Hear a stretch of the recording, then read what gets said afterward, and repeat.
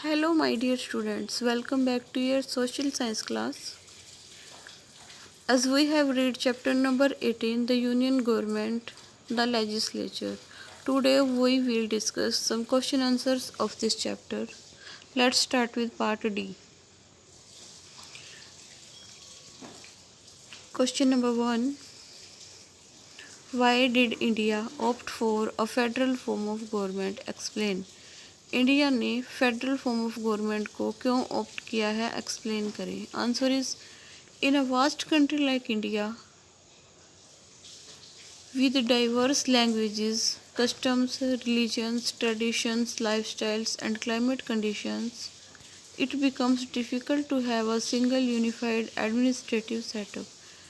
India जैसी एक बहुत बड़ी कंट्री में जहाँ पे अलग अलग languages, custom, religions, traditions, peoples के लाइफस्टाइल और क्लाइमेट कंडीशन सब कुछ अलग अलग है, वहाँ पे एक ही यूनिफाइड एडमिनिस्ट्रेटिव सेटअप होना काफ़ी डिफ़िकल्ट हो जाता है, सिंगल गवर्नमेंट होना डिफ़िकल्ट हो जाता है. इसी कारण से therefore India opted for a federal form of government. India ने फेडरल फॉर्म ऑफ गवर्नमेंट को अडॉप्ट किया है, ऑप्ट किया है. Second question, how have the legislative powers been divided between the union government and the state government. Union government और state government के बीच में लेजिस्लेटिव पावर्स को किस तरह से डिस्ट्रीब्यूट किया गया है. Answer is legislative powers are divided between the union list and the state government by the constitution of India. India के संविधान ने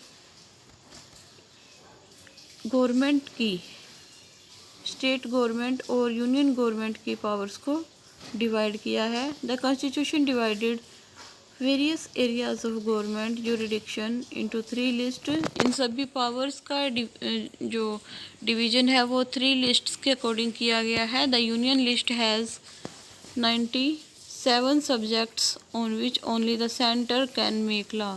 यूनियन लिस्ट में 97 सब्जेक्ट्स को इंक्लूड किया गया है जिन पर सिर्फ सेंट्रल गवर्नमेंट ही कानून बना सकती है. The state list has 66 topics on which the state have a jurisdiction. State list में 66 सब्जेक्ट्स को इंक्लूड किया गया है जिनके ऊपर कानून बनाना स्टेट गवर्नमेंट का काम होता है.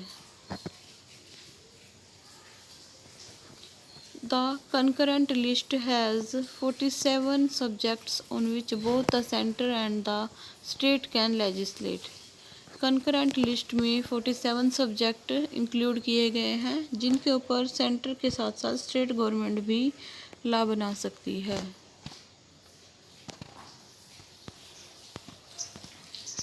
Third question, describe the composition of the union government in India. India की यूनियन गवर्नमेंट के कंपोजिशन के बारे में बताओ. The answer is doctor Ambedkar introduced the basic form of union government envisaged in the constitution. The union government or India's central government is divided into 3 distinct but interrelated branches. Doctor B.R. Ambedkar जो constitution drafting committee के chairman थे, उन्होंने union government की basic forms को इन्विसेज्ड किया. Constitution में union government की basic forms के बारे में लिखा. यूनियन गवर्नमेंट को सेंट्रल गवर्नमेंट कहते हैं जिसे, उसे 3 पार्ट्स में डिवाइड किया जो एक दूसरे से जुड़ी हुई ब्रांचेस हैं. First one is legislative.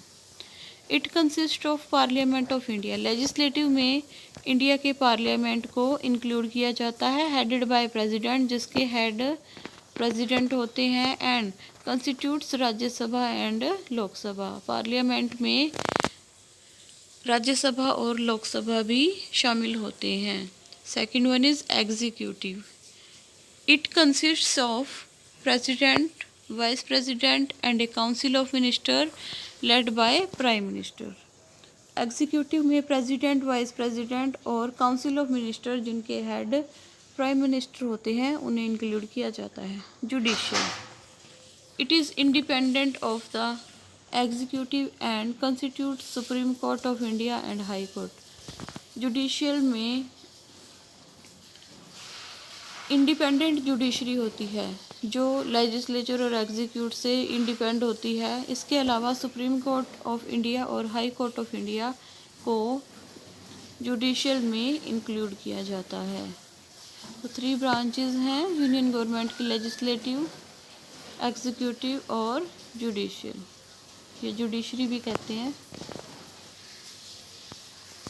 4th question, highlight any 3 dissimilarities between Lok Sabha and Rajya Sabha with respect of their composition. Composition के अकॉर्डिंग लोकसभा और राज्यसभा में डिससिमिलैरिटीज़ को बताओ, डिफरेंसेस को बताओ। First one is Lok Sabha. The members of Lok Sabha are elected directly by the people. The operations of Lok Sabha continues for 5 years unless dissolve earlier. Minimum age for being a member is 25 year in Lok Sabha. Lok Sabha के members peoples के द्वारा directly elect किए जाते हैं। उनका जो कार्यकाल होता है वो 5 साल के लिए होता है। कई बार लोकसभा को पहले भी डिसॉल्व कर लिया जाता है। मिनिमम एज लोकसभा का मेंबर बनने के लिए मिनिमम एज 25 years होती है। Rajya Sabha, the members of Rajya Sabha are elected indirectly by the legislative assembly. Rajya Sabha के मेंबर्स लेजिस्लेटिव असेंबली के द्वारा इनडायरेक्टली इलेक्ट किए जाते हैं। Rajya Sabha is a permanent body. Rajya Sabha एक परमानेंट हाउस होता है। Minimum age for being a member is 30 years इन राज्यसभा। राज्यसभा का मेंबर बनने के लिए जो मिनिमम एज है वो 30 years है।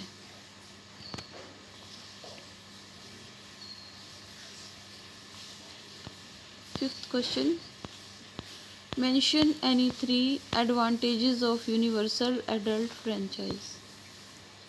यूनिवर्सल एडल्ट फ्रेंचाइज के 3 फ़ायदे क्या क्या हैं? Answer is it promotes equality.